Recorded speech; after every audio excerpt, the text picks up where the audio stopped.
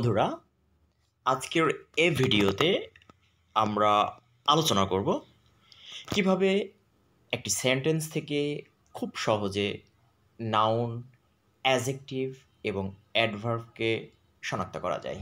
আর সেক্ষেত্রে যে কৌশলটি আমাদের মনে রাখতে হবে সেটি হচ্ছে pad.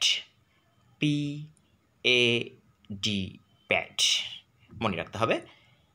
P for preposition, possessive, A for article, adjective, and D for determiner. চলো সহজে ব্যাখ্যা করি। আমরা মনে রাখবো প্যাডের পরে একটি মাত্র শব্দ বসলে সেটি অবশ্যই নাউন হবে। প্যাডের পরে দুটি শব্দ বসলে শেষের ওয়ার্ডটি নাউন এবং তার পূর্বের ওয়ার্ডটি অ্যাডজেক্টিভ হবে। প্যাডের পরে তিনটি শব্দ বসলে শেষের ওয়ার্ডটি নাউন, তার পূর্বের ওয়ার্ডটি অ্যাডজেক্টিভ এবং তার পূর্বের ওয়ার্ডটি অ্যাডভার্ব হবে। শর্ট টেকনিকটা মনে রাখতে পারি। Pad plus noun, pad plus adjective plus noun এবং শেষেরটি pad plus adverb plus adjective plus noun. সেক্ষেত্রে আমাদেরকে অবশ্যই কিছু ডিটারমিনার মনে রাখতে হবে। চলো শর্ট টেকনিকটা আমরা সেন্টেন্সে অ্যাপ্লাই করি। প্রথম সেন্টেন্সটি খেয়াল করো, বাট মি নো ওয়ার্ডস।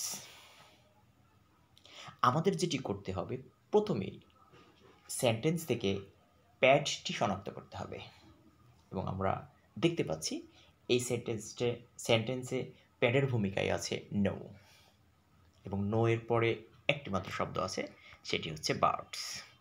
তাহলে এখন আমরা খুব সহজেই বলতে পারবো,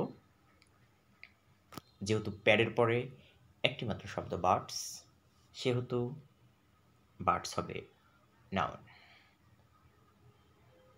পরের বাক্যটি খেয়াল করি, life is but a walking shadow.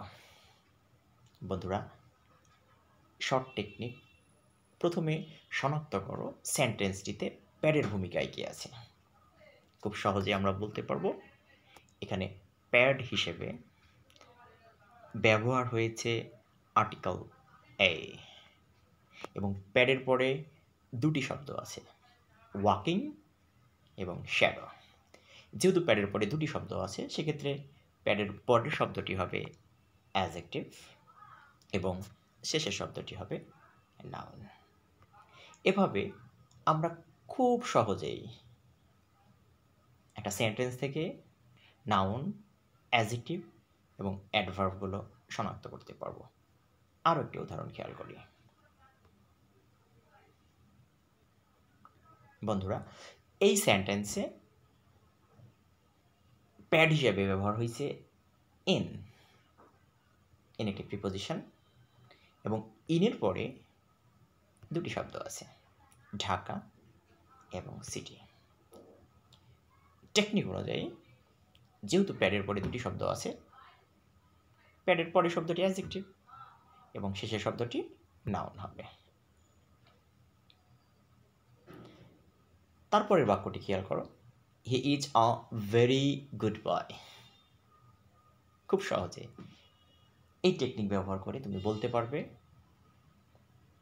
এখানে ভেরি শব্দটি কি হিসেবে ব্যবহার হয়েছে। দেখো, এখানে প্যাড হিসেবে ব্যবহার হয়েছে এই এবং এর পরে মোট তিনটি শব্দ আছে, ভেরি গুড বয়।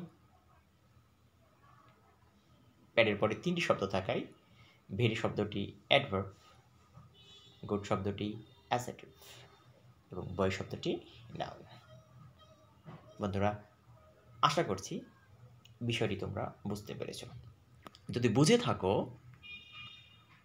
এবং তোমাদের যদি হাতে সময় থাকে, নিশ্চয়ই এই বাক্যগুলো থেকে আন্ডারলাইন করা শব্দগুলো কোন ধরনের পার্টস অফ স্পিচ সেটি কমেন্টসে জানাবে। ধন্যবাদ সবাই।